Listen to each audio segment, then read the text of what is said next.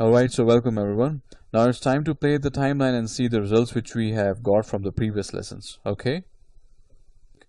The play of this simulations. Perfectly fine. So now at least you can see that the sands, or you can say the fluids, instead of going to the upward, they are now coming back. For this case, for sure, what I'm going to do is that I'm going to, just hide this creature. And of course, you can see that like we haven't used the auto resize, or the fluid boundaries are also set to the none, or I mean sorry, to the both sides. So that's the reason the fluid is not getting anticipated towards the other areas.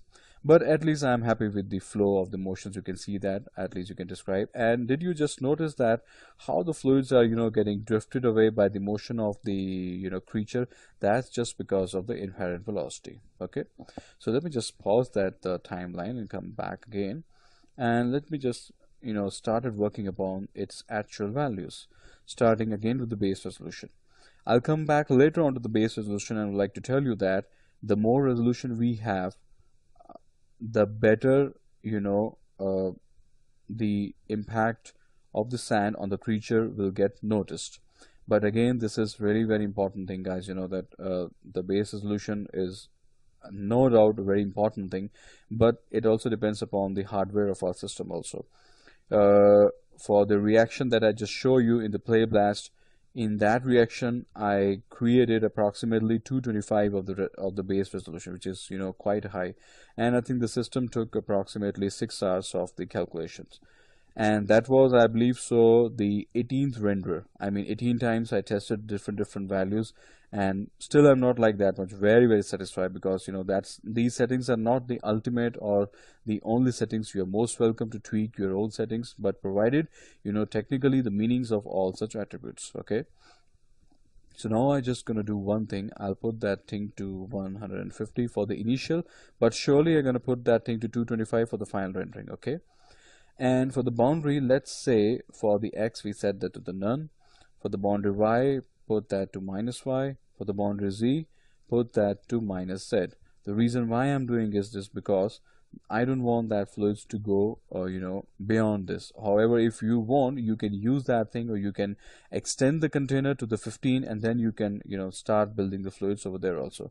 But in my scene, the camera angle was like in the way we can't able to get the glimpse, or you can say the background activities. So that is fine. The density velocity grid will be the two major important dynamic grid attributes of the fluid we're going to use. We're not going to use the temperature and the fuel. Okay, and for the display, let's say the boundary draw should be set that to the bounding box. And of course, in the dynamic simulations, it's really going to be very important. So the damp will going to be approximately 0.010. With the high detail solve, set that to all the grids. The sub steps, which is really very important to recalculate the the fluids 3 times per steps per frame. So that's very going to be important. Solver quality, I like to go for the 45, leaving the simulation rate scale untouched to 1. And especially I would like to focus on this attribute called the forward advection. The previous settings that I did on that was not like that much very satisfactory. The moment I going to switch on the velocity swirl, because the fluid, the density values when fluid was coming down was getting a little bit stuck. Or I can tell you one more thing, these Maya in the initial phase was having a problem of having the static grids.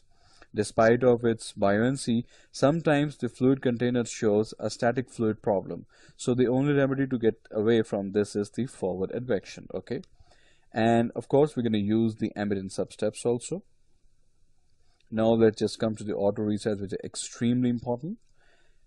Switch the auto resize to on, with resize to emitter should also be on, and switch off the resize close boundary. If we do not switch off, then there is no sense of setting that minus y and minus z. Okay, yeah, the auto resize threshold should also set that to the 0, and in this case I'm not using the auto resize margin since the resolution will going to be extremely high, so I don't want that thing. Okay, now let's just come back to the density. Since we have already utilized the negative buoyancy, that will force the fluids to go downwards, and of course I'm going to utilize the dissipation to the 1. And here I like to switch the noise with approximately 0.75.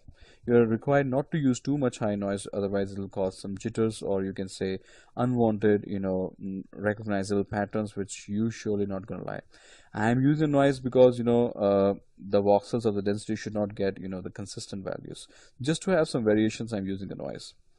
Now coming back to our velocity, we're going to have a swirl of, let's say, 4 will be sufficient, because I don't want too much of the swirl, so that I don't want too much vorticities inside the fluids. Okay, so let's just do one thing. With all such values adjusted, I'm going to show you with the play blast. But in that play blast, guys, I have tweaked certain values of transparency as well as the lighting also, but I'm going to discuss these values in the next lesson. Okay, so what we're going to do, I'm just going to show you with the play blast of all these simulation based settings. Okay, so now I'm going to hit the play. So that's basically the play blast for the 60 frames only. So here you can see that the resolution is really very important, and in this case particularly, just to make you some things visible, basically the patterns of the eyes and nose and the mouth, I have to switch on the use fluid lights, self shadows. Okay, and one more interesting thing you can see that, guys, if I'm going to scrub the timeline, you're going to see the fluids are getting off by his head. This is just because of the inherent velocities. Okay, I believe so you must have got the idea. Now let's just move to the next lesson, where we're going to cover the important sections of the shading, lighting. Okay.